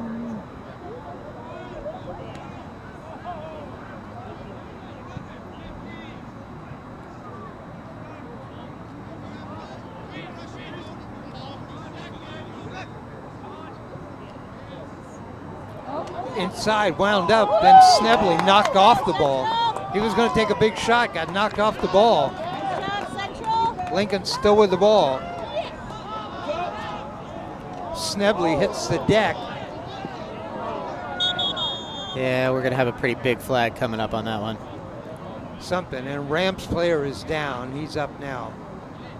The player who was down and just got up, that was Lucian McHale at midfield.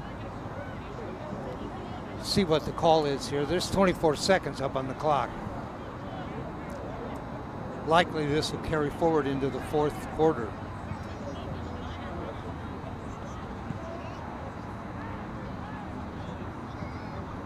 Third quarter goals for the Cardinal by Farinola and 2 by Snebley. Officials are talking about this, figuring out what this call is going to be. There was a lot of contact. Snebley hit the deck. Lucian McHale hit the deck.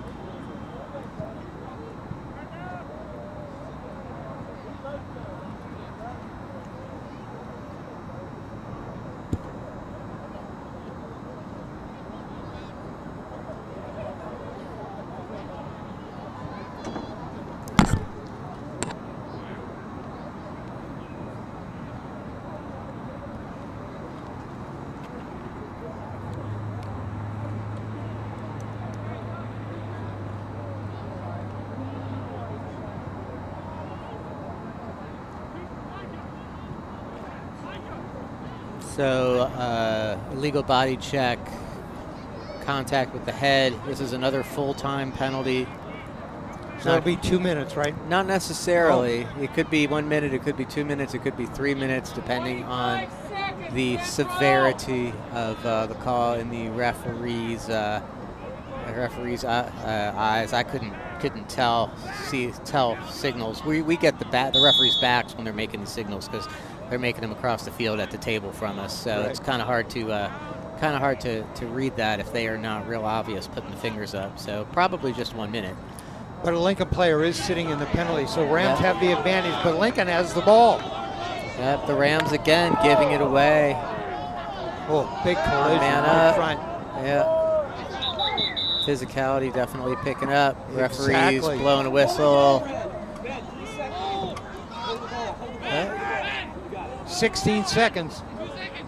Yeah. So what you're going to see happen here is Lincoln is going to try and hang on to the ball so that they can avoid having a face-off at the beginning of the 4th quarter. You're going to see Central be aggressive, try to take it away. Oh, I'm sorry. It was 1.6 Yeah, all right, seconds. that was 1.6 seconds. My bad. All right, that's the end of the 3rd. Our score here, after 3, it is Lincoln 6, Central Catholic 2. I mentioned 3 goals for the Cardinal. Dominic Farinola at the 5:39 mark. Camden Snebley at the 3:11 mark. Snebley again at the 1:43 mark. 1 goal for the Rams, and that was at the 5:11 mark. That was by August Lazote. Physicality, you mentioned, Dave, is really picked up. Yeah, it's. I think that both of these teams, we have to realize that they're playing for seeding in the playoffs, and like this game matters. Every goal matters, whether you're winning or losing. because of the way that the computer systems rank teams and seed teams, like a 2-goal loss is better than a 4-goal loss. So, there's definitely more sense of urgency kind of emerging. What I think you're probably hearing in the Central Catholic huddle right now is we just got to take care of the ball and do the things we know how to do. Unforced turnovers or man up are things that you want to avoid. So 12 more minutes of action left here at Strasser Field at East Delta Park. 6-2, Cardinals lead. Cardinal currently at second in the Columbia Conference, Rams at third.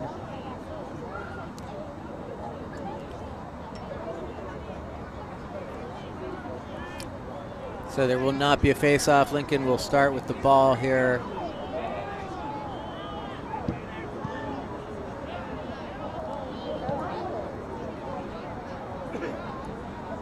Now, if that was a 1-minute penalty, we still have about 30 seconds to go on it. Yep.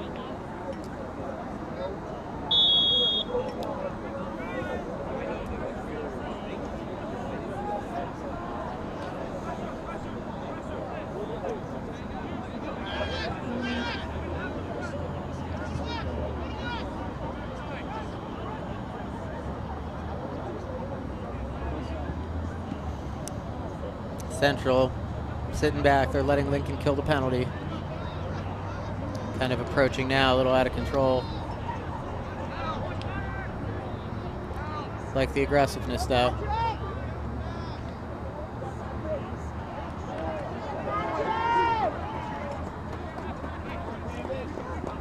Cardinal back behind the net.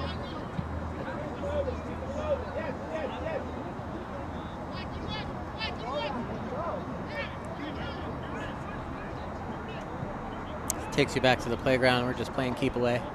That's exactly what's going on. Why are the Rams doing that? They're letting them run that time off the clock.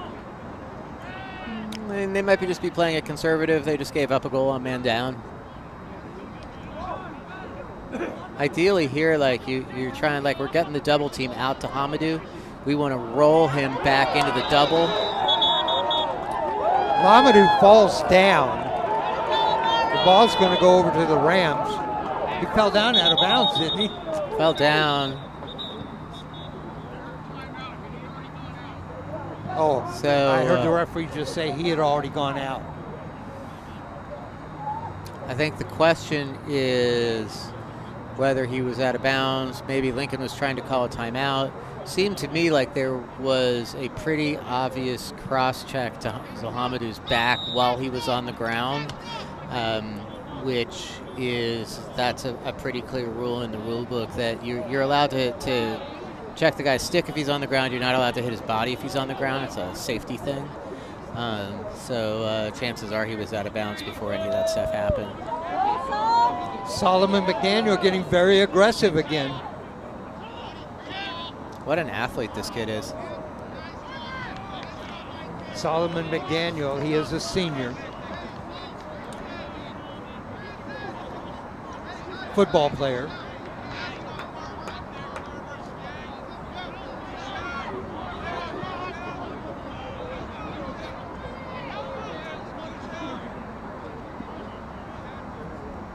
Rams with the ball.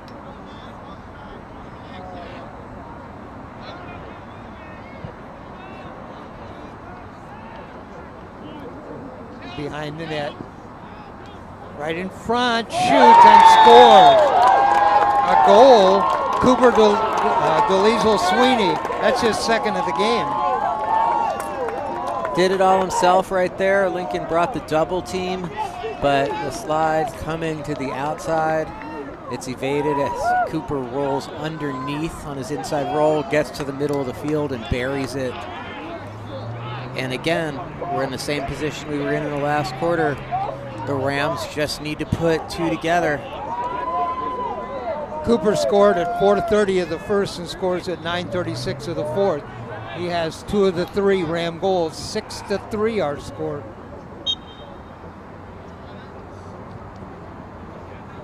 Ball loose on the ground. Still loose. Kicked around a couple of times. Lincoln comes up with it. That's going to be a timeout for Lincoln. Lincoln takes the timeout. 9:19 left to go in the game. Lincoln leads 6-3.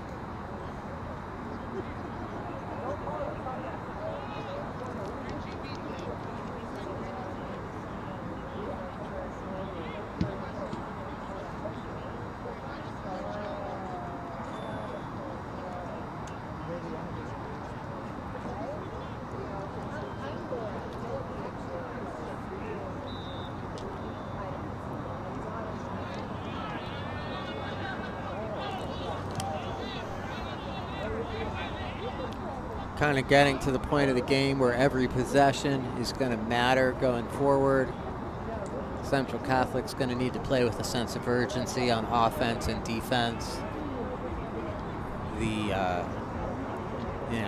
There's no more room for any unforced errors in terms of stick work or missed first-time ground balls if they're going to get back in this game and really put a push on this to pull out a W at the end. Opportunity definitely exists, but they need to come out of this huddle playing their best lacrosse if it's going to happen. 9:19 is the time of action left. 6-3 is our lead, Lincoln.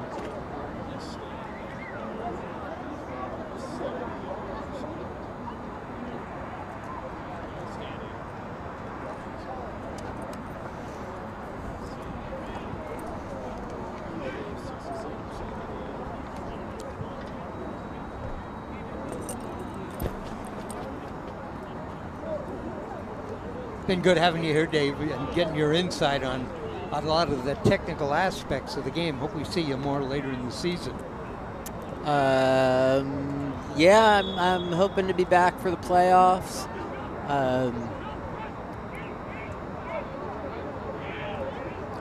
Behind the net, Lincoln. And that's the kind of play that Central Catholic needed. So let's see if we can get going from there. You see them redirecting the ball to the far side of the field to get the clear going.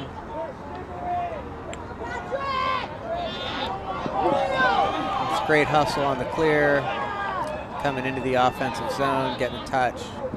Patrick Denny with a couple of great moves and some speed too. See Lincoln pressing out on defense right now.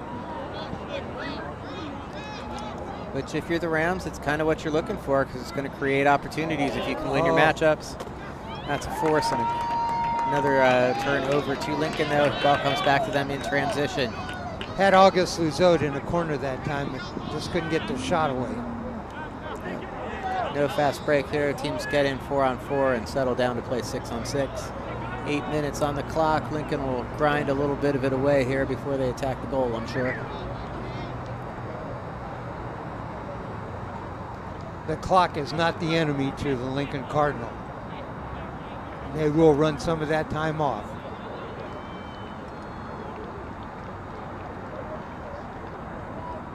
And they're a young team. Coach Adrian's his second year there, doing a really good job rebuilding them. I mentioned they have 4 freshmen.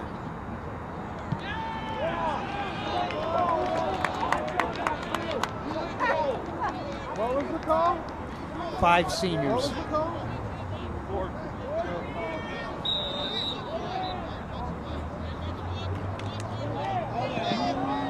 Loses the ball. Lincoln scoops up in midfield. Number 3, Thomas Kenyon.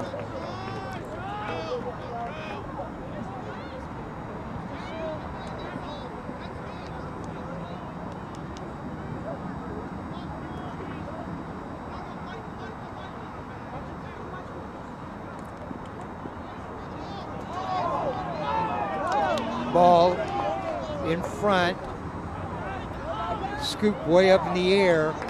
Cardinal come down with it. Coming down with it that time, number 12, and that's Clyde O'Keefe. And they are winning a lot of those ground balls.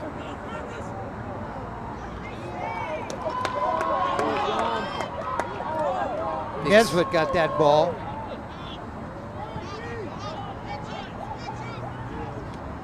Cardinal come forward. Number 13, London Talbot.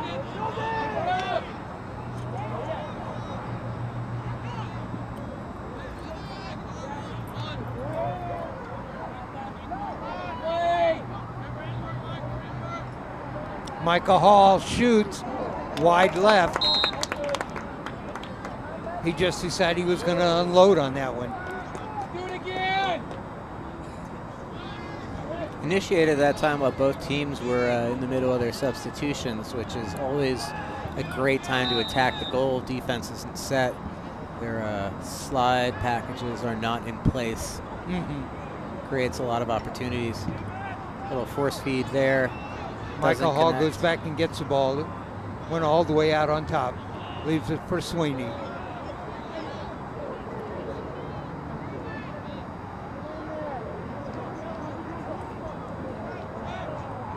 Around the net. What was the call there? The referees called that a moving screen on the Rams. To me, it kind of looked like the Lincoln defender went out of his way to run into the Central Catholic player. But he got the call, so well played by him.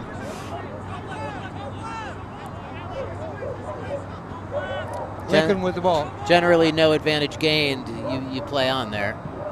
But officials did not feel that was the case.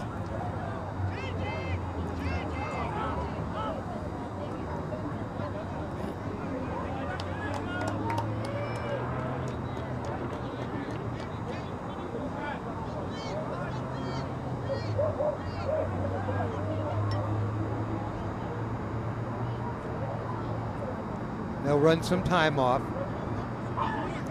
Lincoln on top.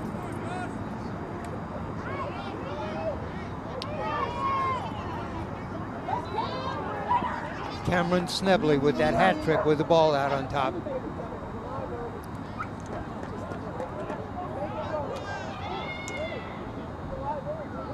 Hard shot. Back behind the net. And John Nesbitt scooped it up. The ball was rolling around. He got it right in front of the goal. Here come the Rams quickly up the right side. Thor Jackson.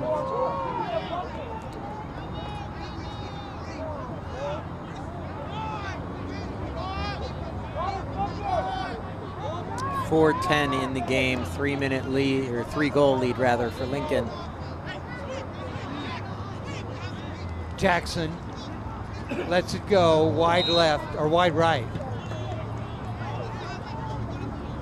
Be Rams ball.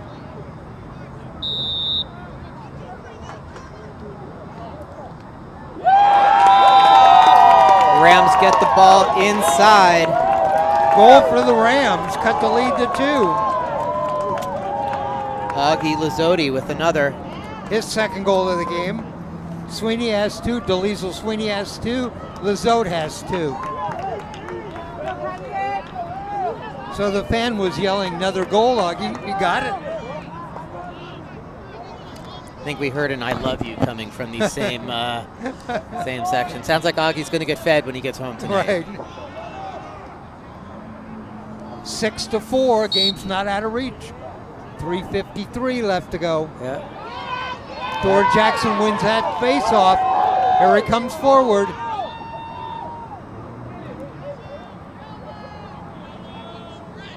Back behind the net, turns inside, shoots low. Pickett with a good job protecting low that time.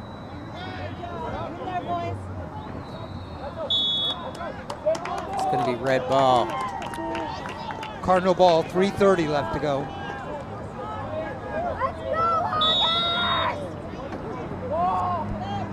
We've had 2 goals here in the 4th quarter, both by the Rams. There's the flag. Yeah. They kind of have to call that. It's going to be a push, 30-second penalty on the Rams.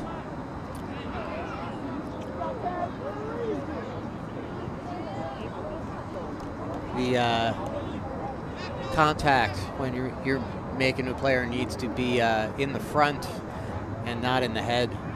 And that was pretty straight up on the back. Coming out of the substitution box. Guy who's making a play on the ball has no idea that guy's there. Dangerous play. Gotta flag it. It's kind of like the things to the head. This point in the game, sure, the referee doesn't necessarily want to throw that flag, but, you know, he's got to do his job and keep the player safe. Exactly.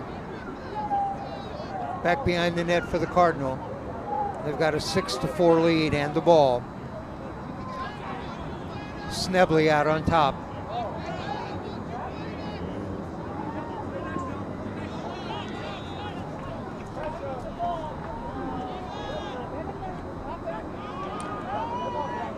Loose on the ground. Still loose. Like a rugby scrum for the ball. Big ground ball. Yeah, it's going to be a push on Lincoln. It's going to go back to Central. Let's see if Central beats the whistle and picks the ball up. This is a great time to pick the ball up and attack in transition. No quick restart. Foul, I believe, was on Thomas Kenyon. Yeah. Another Ram player hits the deck. Number 13 that time, and that's London Talbot. Talbot really seems to enjoy initiating contact as he's clearing the ball. Seems like sometimes it works out better for him than others in terms of maintaining possession. Okay. Jackson still with the ball in front. Is he going to shoot? No. Dishes off right in front of the shot. Shot and a big save. Central's offense made a great play. There's another great play, deflecting the clear. Mad scramble. Out to midfield. Oh. Couple of hard stick hits by both players. Keep it up, Central!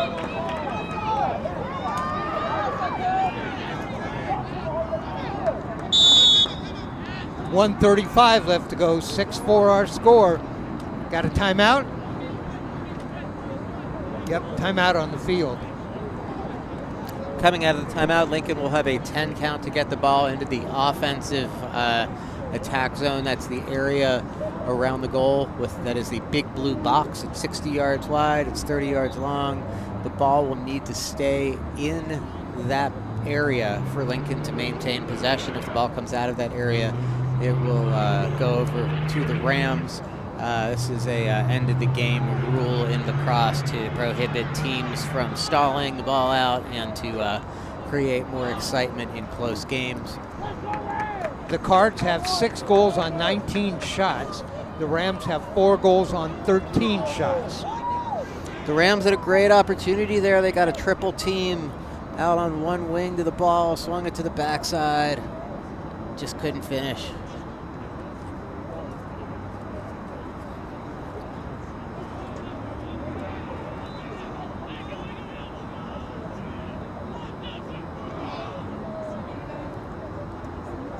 Like I said, they're far different than the first time these two teams met when there were 21 goals. There's 10 right now, and we're a minute 35 from the end.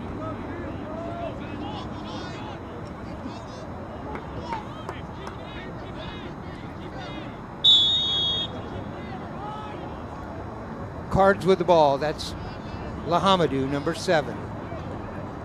Benjamin Lahamadou. Back behind the net.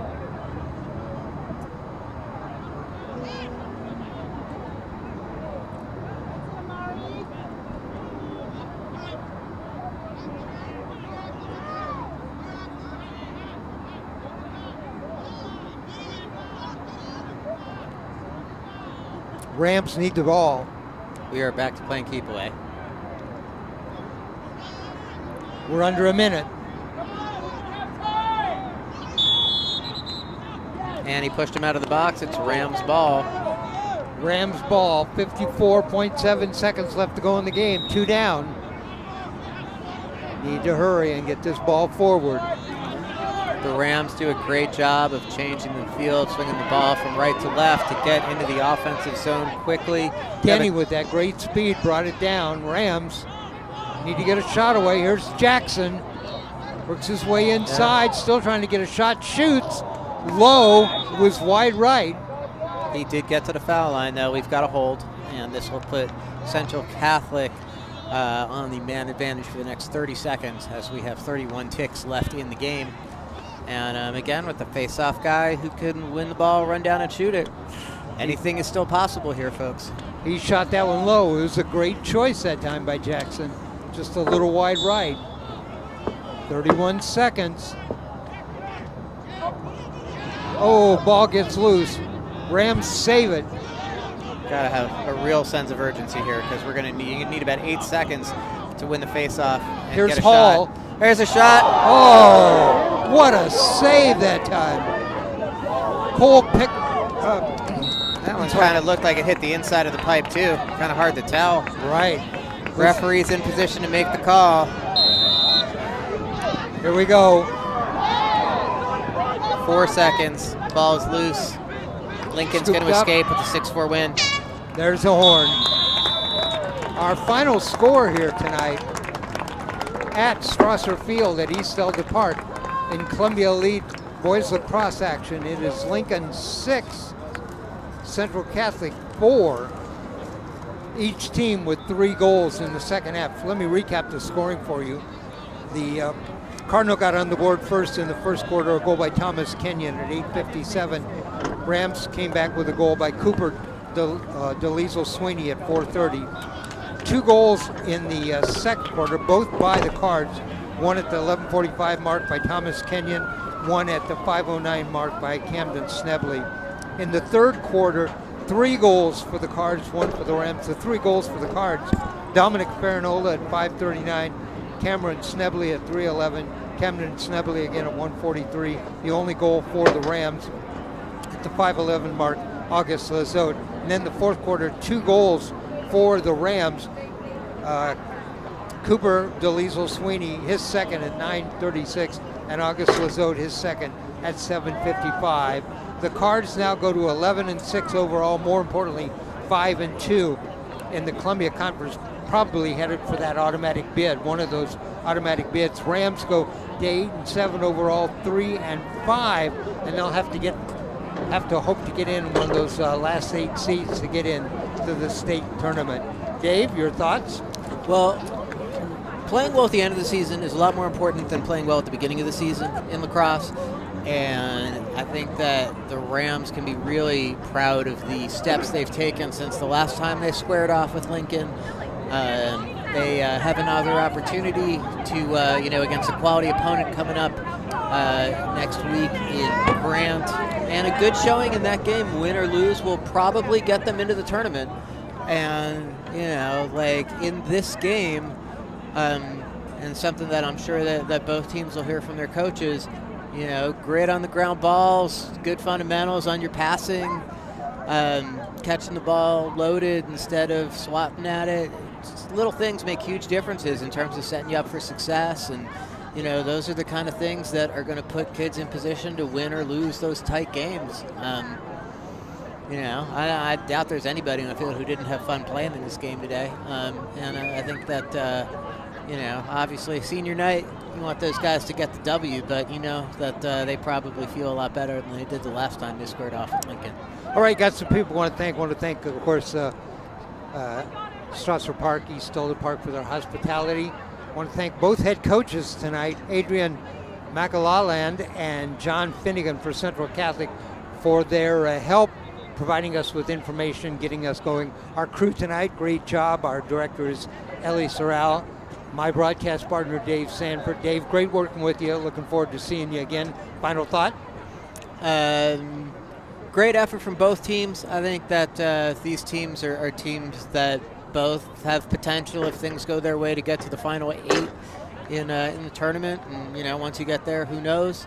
I will give a special shout out to Lincoln's head coach, Coach Adrian, just because we used to play together in the men's club circuit several years ago when I was a younger man. Great like Central Catholic, great gritty performance. They definitely had the opportunity when they were down in the third quarter to just kind of pack it up, and they fought back and made this a game all the way to the end. All right, I want to remind you that we are Oregon Sports Beat. You can go to our website, OregonSportsBeat.com.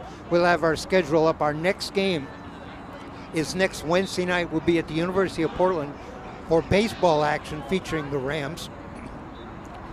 5:30 is the start time on that game. I'm Dave Hall from Strasser Field at East Delta Park in boys lacrosse action. Our final score tonight, it's the Lincoln Cardinals 6, the Central Catholic Rams 4. Good night, everybody.